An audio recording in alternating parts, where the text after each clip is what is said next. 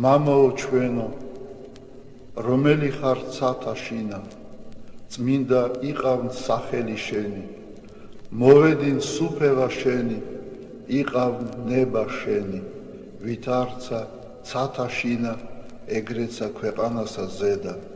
პური ჩვენი არსობისა, მომეც ჩვენ დღეს და მომიტევენ ჩვენ თანანადებნი ჩვენი, ვით არცა ჩვენ მიუტევებთ თანამდებთა მათ ჩვენთან და ნუ შემიყვანებ ჩვენ განსაცდელსა, არამედ მიხსნენ ჩვენ ბოროტისაგან.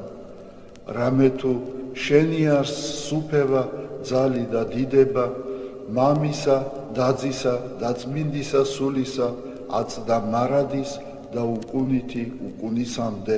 ამინ.